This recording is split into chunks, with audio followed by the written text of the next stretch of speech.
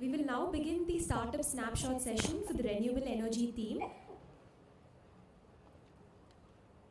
I now request Sunrise CSP to come up on stage.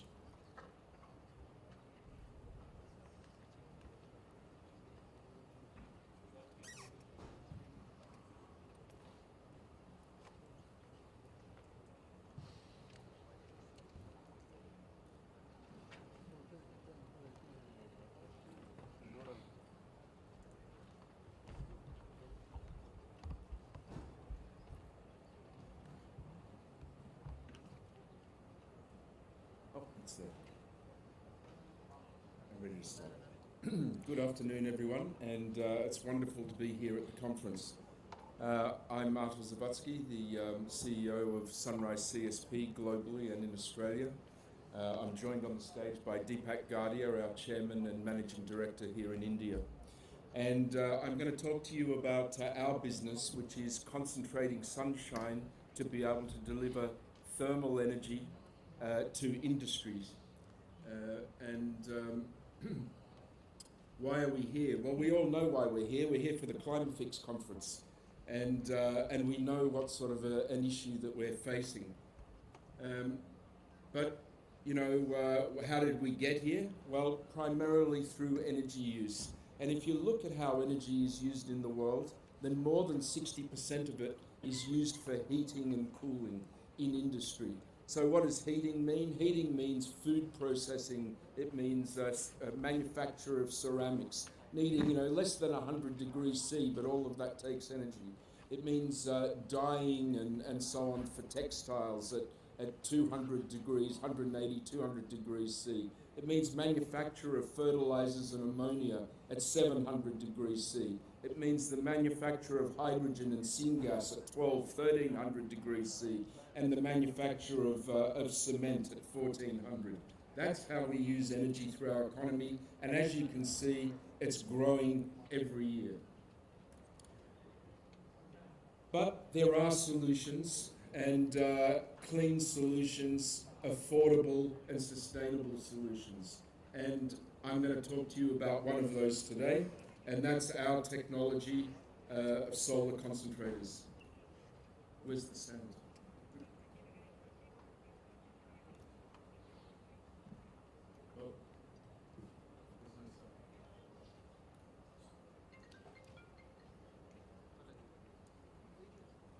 My apologies, everyone.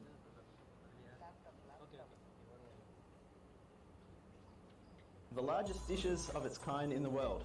And it works a little differently from the panels on residential rooftops.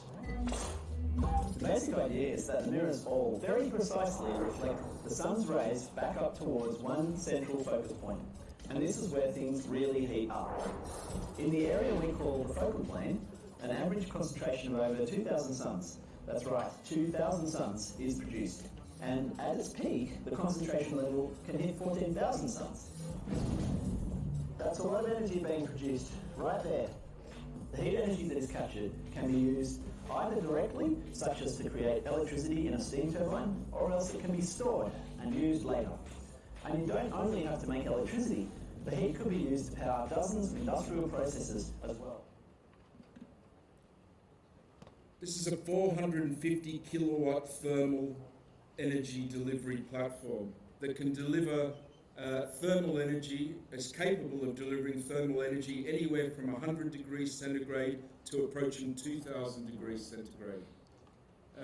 If we look across our total technology portfolio, then we bring an integrated set of technologies from the mirror panels through to energy storage and our receivers and so on to deliver these results. And today, we're making it all in India. If we look at our local content is greater than 90% made here in India. We've established our team. We've done the technology transfer. We've put a supply chain in place, and we've built our first project in India in Gujarat at the Kailash Cancer Hospital and Research Centre, and that's being commissioned as we speak.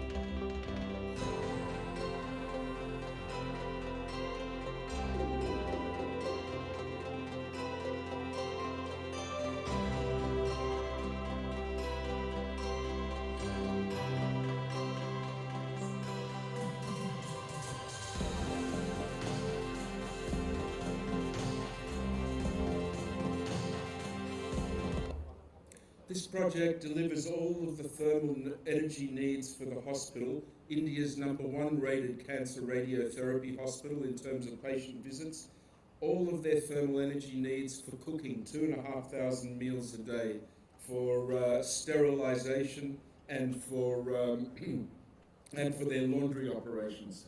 And in the second stage, all of their cooling requirements, and in the third stage, a megawatt of electricity generation.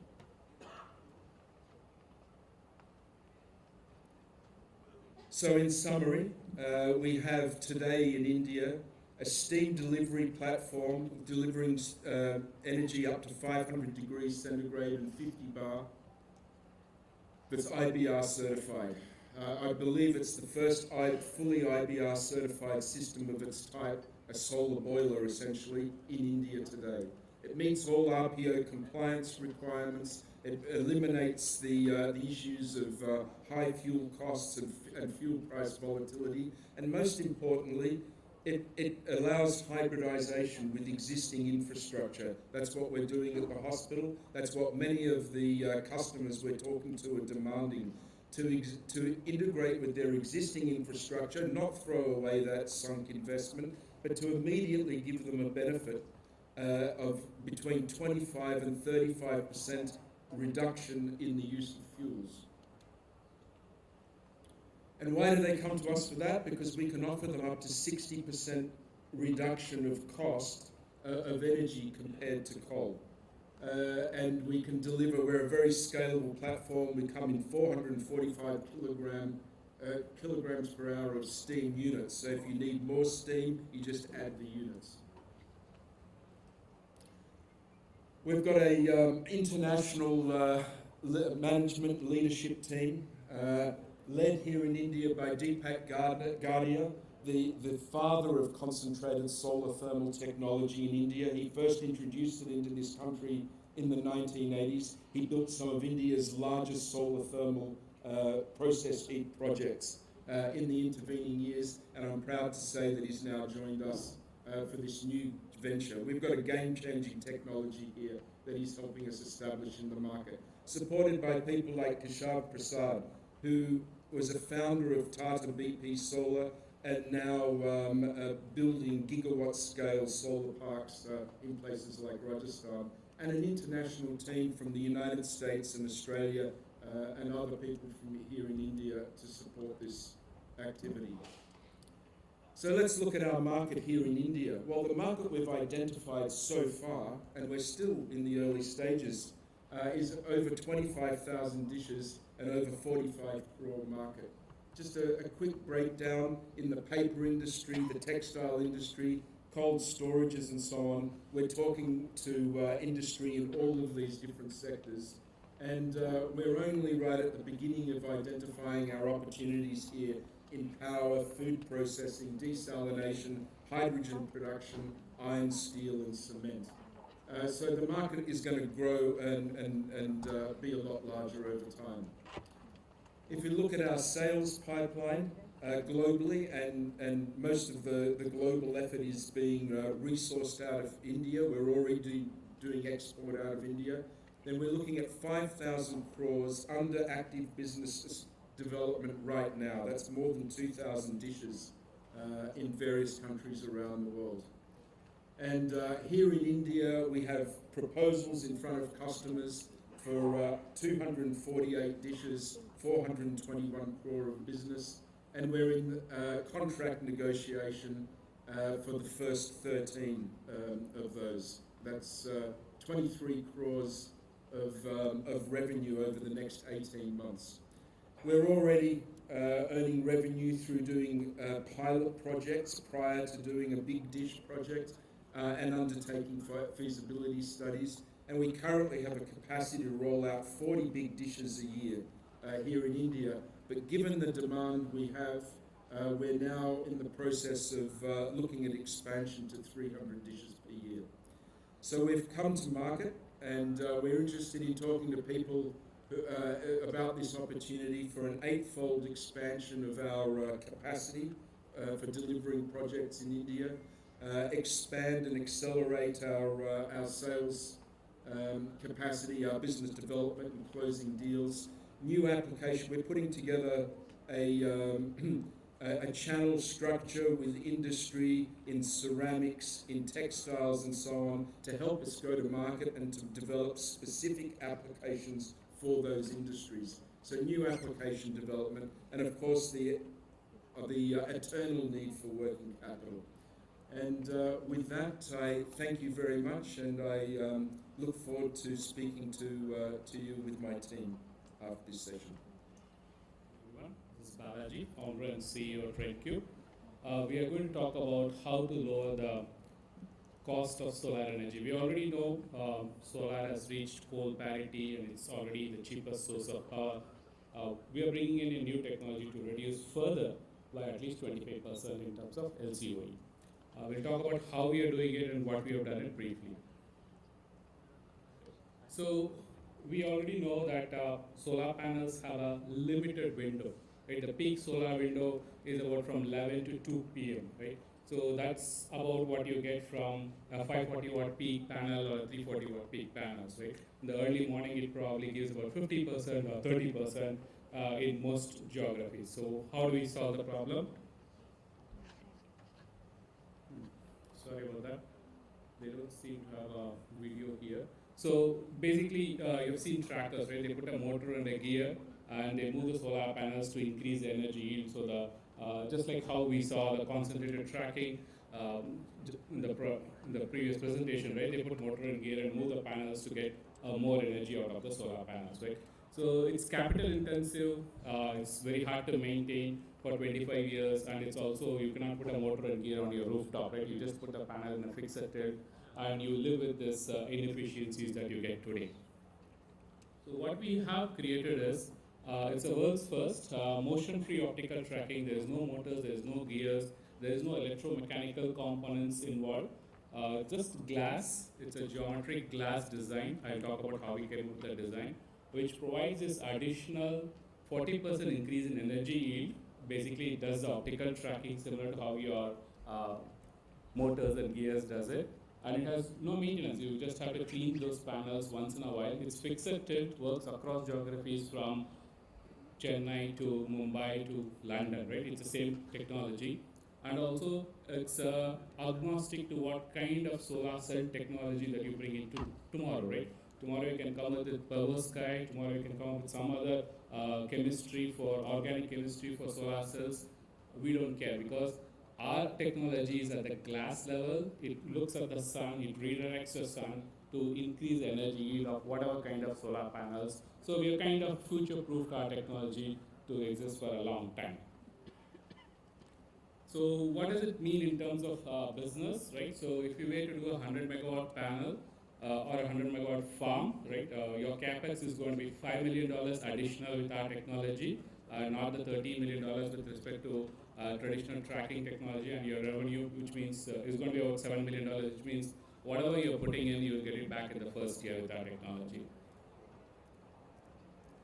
And how did we come up with this technology, and why this has not been done so far, right? Why is it in the last 50 years nobody has cracked this? It's a very complex problem because the movement of the sun is very complex. Right now we have the necessary software and algorithms that is required to crack this problem, and we are probably the only ones to have done it so far. So how we have done it is called optimization algorithms. It's a class of AI algorithm, as you can see here, right? Take a simple chair where a human being can sit, right? So the chair handles stress and strain for about 60 kilograms of a human being, right? But the material used to make the chair, right? You don't need all the materials that is there, right? You can remove a lot of material from the chair and still make it a meaningful functional utility, right? So a human being can still sit, but how do you come about finding it, right? It's not easy. Maybe a chair has a couple of dimensions, stress and strain, you can eliminate some objects. But when it comes to movement of the sun, it's again very complex. It moves around, right? Different seasons, 365 days. There's a continuous movement. So that's where the AI comes into the picture, looks at all of these conditions, and then tries to give you a glass design which gives that additional 20% yield. And in terms of what other technologies, similar technologies, Balaji, are there that does similar things. So we have a pneumatic tracker which does using compressed air, the same movements instead of motors and gears, you have compressed air which does this. There is also some technology similar to ours, which is mirror based, but it doesn't have the geometric design, which takes care of not heating up the solar cells, and it sometimes gives you more than 40%, sometimes it gives you 10%. So the solar manufacturers don't exactly give warranty for this kind of technology. And there are, of course, you already know about the mechanical tracker. By all means, our solution provides a sweet spot in terms of price and unit economics. So where are we now today? We have been recognized by NREL Growth Forum earlier this year. We won the top energy award with BP this year, 2020, and we've been seed funded right now by Halliburton Labs and Jito is here, I believe, and the CAE is our lead investor this time. And we are also looking to, we have got several grants, including BIRAC, and we have signed up with Tier 1 manufacturers like Swelec to manufacture these panels. Now we are partnering with glass manufacturers to make the prism or the glass that is required for light redirection. And this is another interesting use case I want to talk about, wherein what we are seeing with our new design of panel is that we make the agricultural land suitable for both solar and agriculture. Right, 100% of the land could be used for solar panels as well as for agriculture with our technology. But if you just go back to the traditional PV method, right, nothing will grow underneath the traditional solar panels. So that's the difference that we are bringing in, so that we can use the land for both agriculture and solar. And this is a 10 kilowatt pilot that we are doing in conjunction with Telangana University. This is also supported by our BIRAC fund. So where are we going next? We are looking to raise a Series A round for $4.4 million, primarily to get into international. We have several pilots lined up in US, Australia, and India. So fund the international expansion and get into large-scale manufacturing in megawatts. So in terms of emissions, I don't have to talk to this audience about this. Solar is already good, and let's make it better. Thank you very much.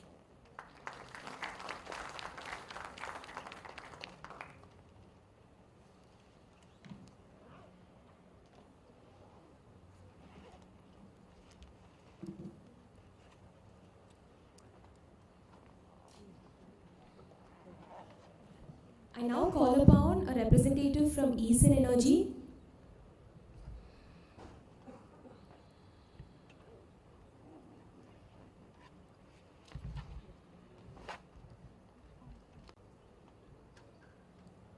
So we'll be having a representative from Abhyudaya instead of EAI Energy. Good afternoon, everyone. I'm Pranit from Geetham University. I'm a student just enthusiastic about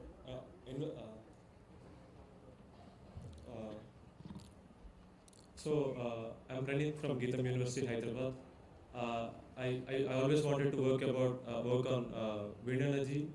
So I guess most of you know about FIRCI. FIRCI is this is FIRCI. We learned with the first introduction to wind energy and wind dynamics is through FIRCI in our childhood. So this inspired me to work on wind energy and the rapid growth of electrical demand and population and the pollution created by non-renewable sources is a lot. So here I propose a solution which generates electricity through wind and solar energy. So this is installed on roads and generates electricity through wind generated by moving vehicles. This is an inspired idea. My current status is it is very challenging to start this idea in India because of the lanes and infrastructure we have. And this has already been established in Turkey by DVC, and it's successfully functioning. Technology, vertical wind turbines with solar panels is something new in this market. The revenue generation would be advertisement screens and 5G complementary 5G networking. And I would like to provide DIY kits to schools, primary schools who can understand what wind energy actually is. India has a greater potential to generate electricity through wind. My milestones, I was been a part of Youth Alliance for the 9-day incubation program. I have presented my idea to IIT Mandi and got qualified to the second round. IIM Vizag, I have been selected for the social entrepreneurship project happening this month. And I'm being pre-incubated in Geetham University in partnership with Northeastern University. And I ask is a seed fund and mentorship and support to educate people around about wind energy. Thank you. Good afternoon, everyone. My name is Vivekanandan, Technical Director of Studio Industrial Machines. We expertise in sustainable process heat generation for industries from agricultural waste. We manufacture solid fuel combustion systems that can be used to heat up boilers, thermic fluid heaters, ovens, kilns and furnace. 24% of the global greenhouse gas emissions are coming from industrial process heating using fossil fuel. Its usage is detrimental to environment, it makes the air unbreathable, but unfortunately industries are heavily dependent on fossil fuel. Further, its cost is unstable. In just 1 year, the price has increased drastically. India has agreed to become net zero by 2070. However, as of 2019 data, India is the fourth largest, biggest emitter of CO2. So how are we going to achieve it? Industries are actually looking for a viable alternate to fossil fuel, and they want this replacement fuel to be cheaper and abundantly available, while the government prefers this replacement fuel to be carbon neutral and locally sourced. Agricultural waste seems to meet all the above criteria and looks like we already have the answer. But why in the year 2021, industries in Tamil Nadu spent 3,800 crores on fossil fuel when they had 3.5 million tons of agricultural waste? Despite being available in abundance, why industries are not adopting agricultural waste as fuel? The answer is, fossil fuel systems are simple, efficient, deliver consistent output, require no manpower. On the other hand, agricultural fired systems are complex, pathetically inefficient, have inconsistent output and extremely labor intensive. Agricultural fired systems are not meeting the demands of industries. In India, we either have this or that, nothing in between. This is due to the lack of availability of suitable technology to burn agri waste efficiently. To meet this gap, we have developed a solution, and it is called industrial pellet burner. If you are already using fossil fuel in your industry, replace your existing burner with our pellet burners and start enjoying reduced operational costs along with environmental benefits. Our burners can be retrofitted to the existing process heating equipment with minimal modification. Our burners are end-to-end automated, designed specifically to burn the non-standard low-quality agricultural waste pellets available in India, and it can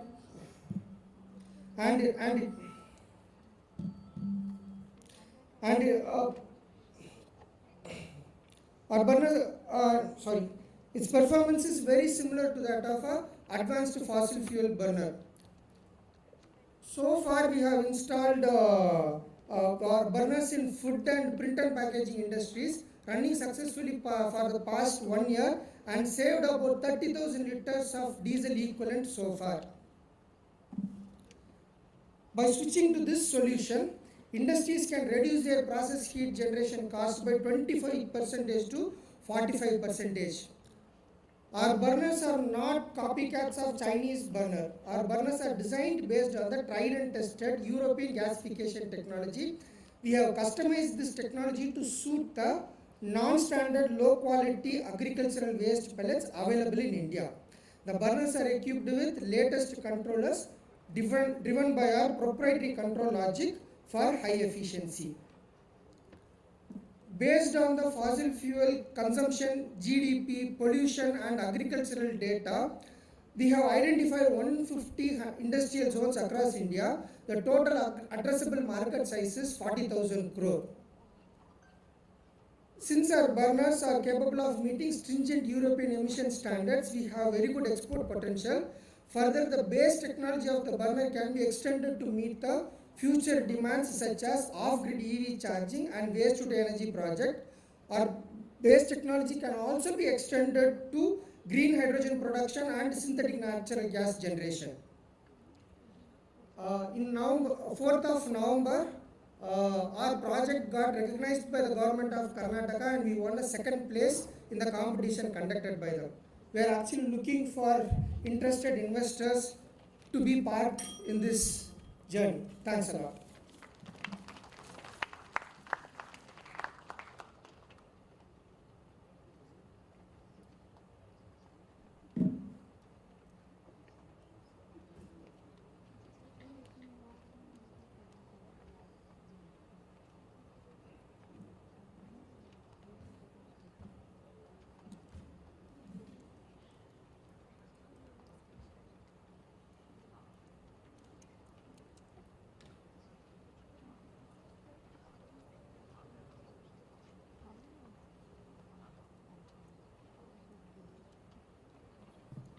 I now request X2 Fuels and Energy to come up on stage.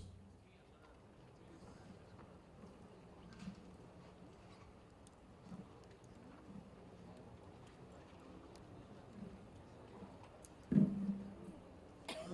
good. Good morning. I'm Srinivasan, representing X2 Fuels and Energy. We are supported and incubated from NCCRD, IIT Madras, and IITM Incubation Cell. As we know, if you look at the problem specific to this Indian context, right, we have we are basically looking for fuels which can be extracted from waste, and on the Indian context, we kind of produce more than 200 million tons per annum just on MSW, municipal solid waste. Unlike the Western municipal solid waste, our waste has more moisture content in it, and that becomes a challenge for various processes to take forward and make it as a useful fuel.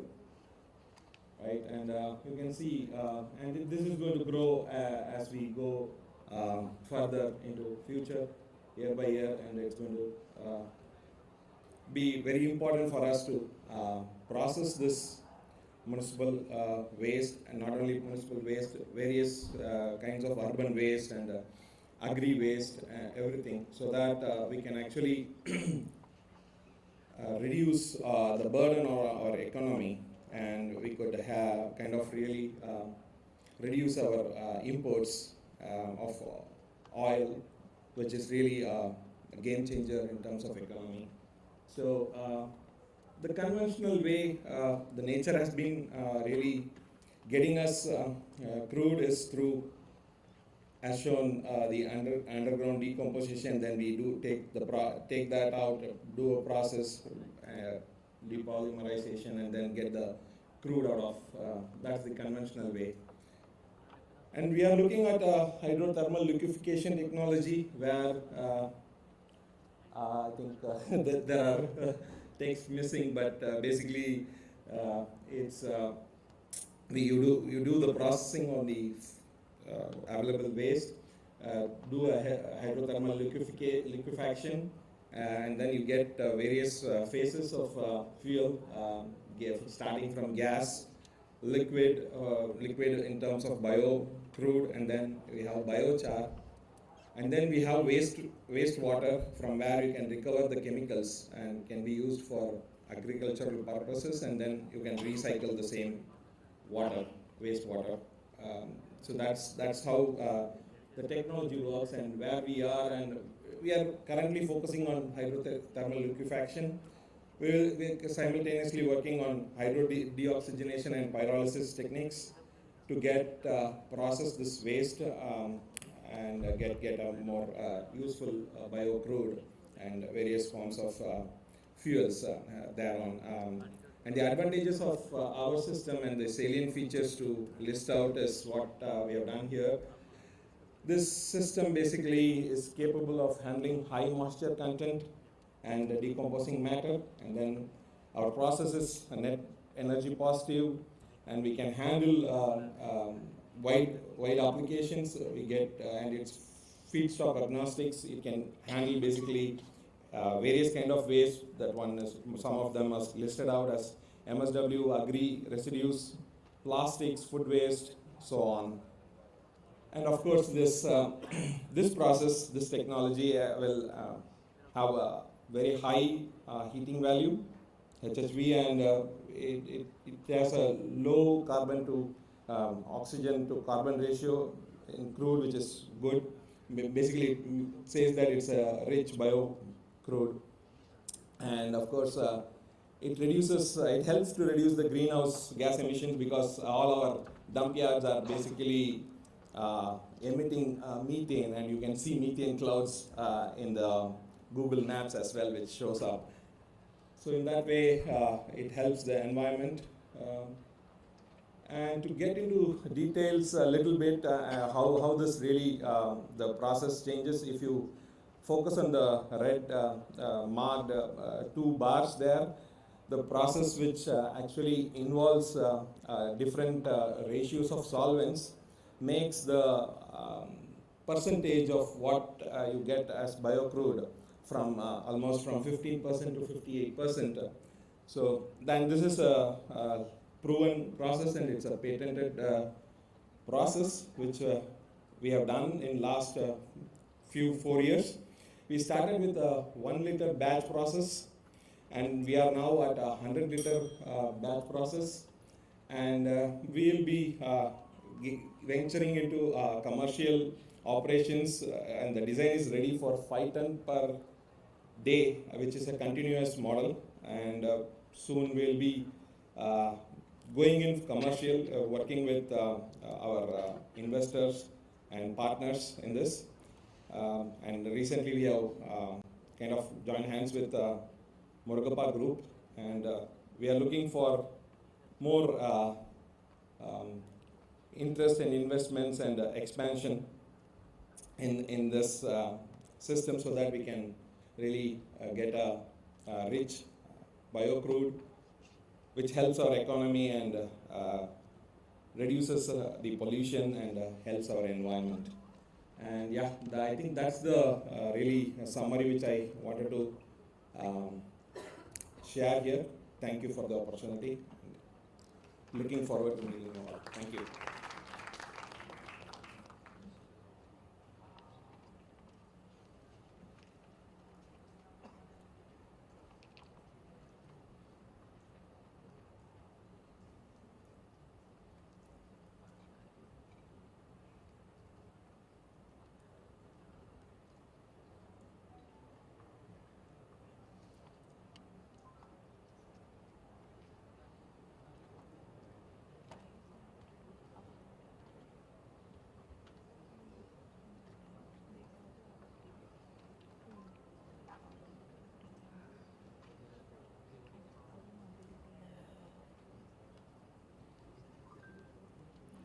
Next on stage will be Bird's Eye Energy.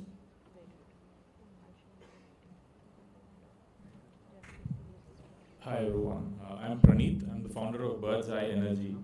I want to talk about the world's first tankless solar water heater that we developed. So the problem we're trying to solve is that of domestic water heating. So most houses in the tropical countries spend about 30% of their energy just to heat up water. And all of that can be, all of that expense and emissions can be offset by using a solar water heater, which is financially viable. But still, only in India, only 5% of houses use solar water heaters, and if you look at other countries in the tropics, it's even lesser. That's because the ordinary water heaters have a lot of drawbacks. So they're made of multiple units, a separate tank sitting on the top, and panels with stands and all that, and that cannot be installed on most of the houses which have sloping roofs. That's one big drawback. Another issue is that a big domestic market actually doesn't even live in individual houses. They live in high-rise apartments where there's no roof to even install systems like this. Another issue is that of aesthetics. Even people who can install a system like this don't prefer because they say that it spoils the aesthetics of the building. And also, especially in India, solar systems have somewhat of a bad rep because of durability, corrosion issues. The tank is made out of steel, and that keeps leaking, and it has a bad rep, so people don't prefer to install systems like this. So we've re-engineered the system. So what we've done is we've taken that solar tank, we've split it up into a series of mini tanks, changed the material of it from metal to a food-based polymer that doesn't corrode, and we've integrated all of that into a single compact, aesthetic and efficient solar water heater. So the tank is internal and it's a self-contained unit, and that's why for a marketing term we call it a tankless solar water heater. So the biggest benefit is that because it's a single unit, it can be installed in any angle, right from 11 degrees to 90 degrees, so straight away it works with all kinds of slope roofs. It even works at 90-degree inclination, so it can be integrated into vertical facades of high-rise buildings. And because it's a single unit, it can be integrated into the architecture of the building, so it preserves the aesthetics really well. And because it's a food-grade polymer tank, there's no issues of corrosion, and we give a class-leading durability with a class-leading warranty as well. And at the same time, it's cost-effective. So we've cost-engineered it so that at scale, we're actually 20% cheaper than the existing solar water heaters in the market. So that's about the product. In terms of where we are, the R&D is done. We've been testing it for the last 18 months. The product development is all complete. Design is ready to roll out. We've identified world-class suppliers in India, and all the dies and tooling is done and it's ready to kick off. We also want to be asset light, so we have contract manufacturers in place in Bangalore, and we're actually ready to manufacture our first batch of demo units in December. So that's the execution status. I want to talk about market opportunity briefly. So water heating market is huge. It's a $25 billion market worldwide, spread across different geometries. Especially in India, we're looking at a $400 million water heater market. Out of that, we want to launch specifically in the B2B market, focusing on the 5 metros, so that's a $35 million market there. Our strategy is to focus on builders. B2B, they're mandated to provide the systems based on regulatory requirement. We want to focus on the 5 metros in India and hit a revenue target of 16 crores in the next 18 months. And we're going to do that in a phase-wise manner. First phase is going to be 2 cities, and then second phase is going to go spread across the rest of the metros. So that's about our company, about our product. We have traction already. We have a line of sight of about 8 crores of revenue already. So that's about our product and where we are. We're looking to raise seed funds. Happy to connect with anyone offline if you're interested. Thank you.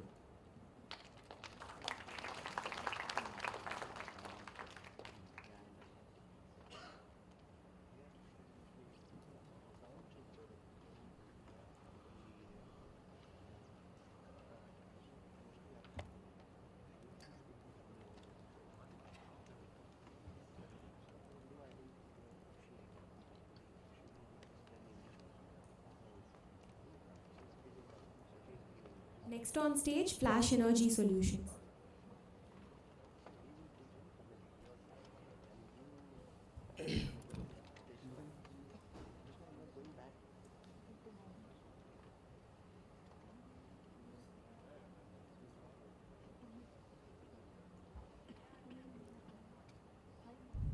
Hi, I'm Shubham, founder of Flash Energy Solutions.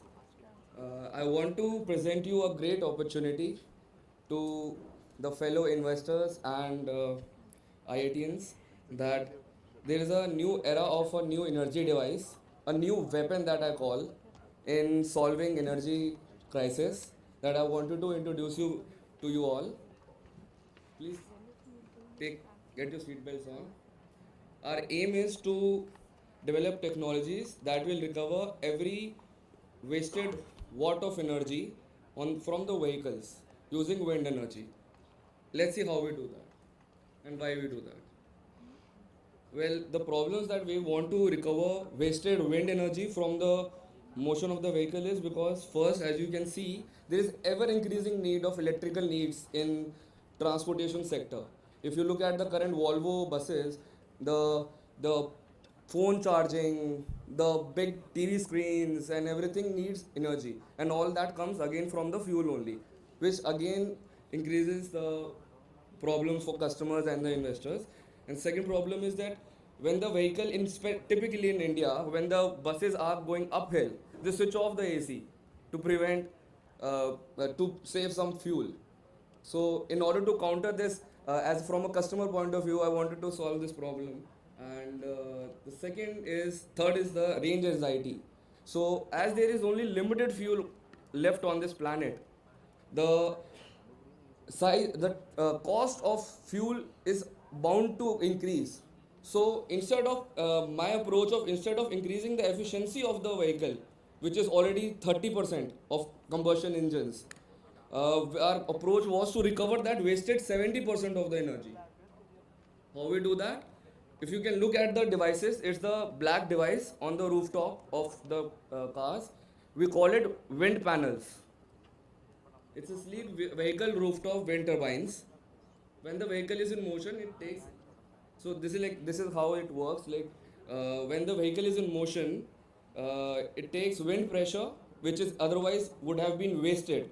In the if you look at the startup before us also, they are trying to recover that from the road, but we are doing from the rooftop directly. So we are using compressed air. We compress that air, then the turbine rotates, and then we generate electricity. Now that generated electricity can be stored and exchanged in any kind of manner that you want to. Some of the ideal customers that we have is electric vehicles, because it will be a direct range extender for them, and the market is big, but for a wind panel and current state, we have been able to communicate with Blue Smart, that is a leading electric fleet manager, and they have shown great interest because they wanted wind panels on all their 400 electric cars, a small 250 watt or 500 watt energy. While going in the long route buses and trucks, the business model changes for the energy usage, but it again is a very catchy proposition for the bus owners, because their cost of fuel decreases, of AC cost and all on board. Instead of getting powered by fuel, it gets powered by the wind panel.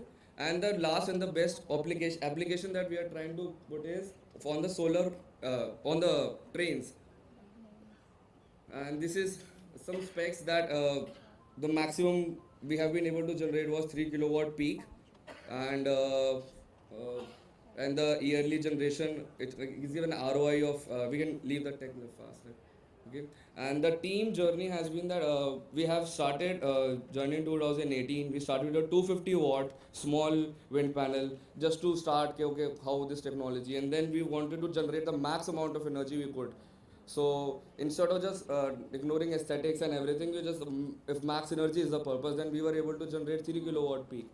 But after that, we wanted to aesthetically make it look good, and so the weight decreased from 120 kg to 25 kgs, and the output came from 3 kilowatt to 1.5, but still the ROI for the vehicle is good. And but now then we added real-time energy tracking, but and now we are here to further the R&D. One of the business model for the buses is that we directly approach the bus body manufacturers, who will convince the bus owners for the wind panel, because it's when a bus owner goes to buy wind, they get the body developed from the bus developers. So they only so in Udaipur we have good traction in that sense. And this is a type, if you can see from the first image, as I in the journey of R&D, I didn't have enough fund in between, so I made a makeshift solution that I started approaching YouTubers who were, I thought, capable of helping me out and doing the R&D in place of me a bit, and in return they would get the YouTube views. So they started with the first one, help me out, and he did a really a good video on that. And if you can look at the middle pick in the center, it's a very bad representation of my device. As you can see, it's a horizontal axis wind turbine, and which is totally a drag producing wind turbine on the rooftop, which is not good for the. But okay, at least after pitching the incubator. So this is my team. We have aerodynamic experts, we have electrical and mechanical experts from IIT Delhi, and they're helping us out. The market is big, as we expect a rooftop vehicle wind turbines, that is wind panels on every rooftop of the vehicle, like trains, cars, buses.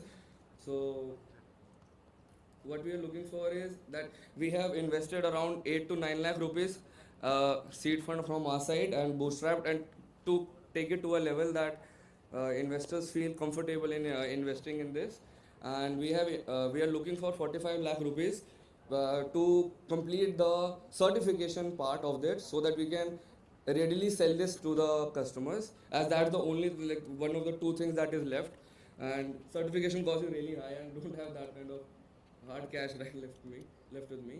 Some of the strategic strong points is that we have a patent, we have our own patent in this, and these are some various type of models, and then I completed the R&D from grants and all this, winning the competition.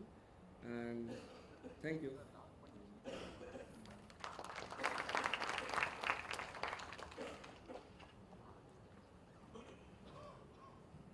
Similar to a moderator in our Insight session, we also have a moderator for the Startup Snapshot session. We call them as a captain.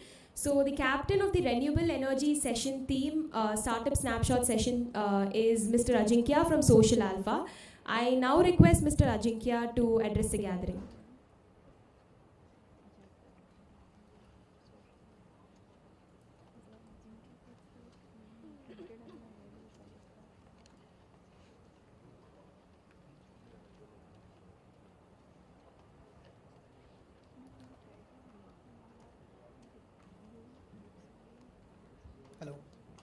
Hello everyone. Thank you CLIMAFIX and EAI for inviting Social Alpha. Can you hear me? Yeah. Okay.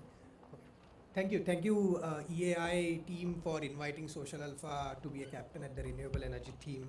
I think energy is the most critical aspect in terms of decarbonization and climate action. I'll just introduce myself and Social Alpha. So I am Ajinkya Varadpande. I work as a portfolio manager in sustainability and climate team at Social Alpha, and I specifically look at energy storage, energy efficiency. And so to give you a brief background on Social Alpha is a innovation, curation and a venture development platform which looks at deep science and technology startups who are creating new markets for the innovations, and they are specifically solving these critical social and environmental problems through their innovations. So what we have done at Social Alpha is created a lab to market full stack architecture, which consists of product development labs, prototype labs, and accelerator programs, market access support, and also capital pool which would provide a seed funding for a very early stage startups. Coming back to energy, as I was saying, that energy plays a very critical role in terms of decarbonization. The three key aspects to look in energy are affordability, accessibility, and reliability. And in terms of these three parameters, I think we are still lacking in India, where affordable energy access is available at the tier 2 or tier 3 cities. And so in renewable energy sessions, we had a couple of companies discussing solar rooftop, but still the high upfront cost of solar rooftop is creating a hurdle for its large scale adoption. And therefore, in a very deep tech or a material based innovation that can bring in a solution which can provide access as well as low cost solar panels is, for an example, can be something which would scale up in India for a larger adoption. or let's say a new age batteries that would lower our dependence on lithium, which is mined disproportionately, and we are dependent on China for its imports. And so therefore something like new age batteries which can enable local supply chain are critical innovations that can address some of these critical problems. In terms of just summarizing these 10 startups that had presented over here, I think the range is wide enough from renewables to fuels to concentrated solar, which is again something which is ignored in terms of normal solar panels that we have. But I think such innovations which are addressing deep-rooted problems and can provide a access and affordability at the larger level beyond urban areas is something very important. And yeah, that's what I would like to summarize. Thank you.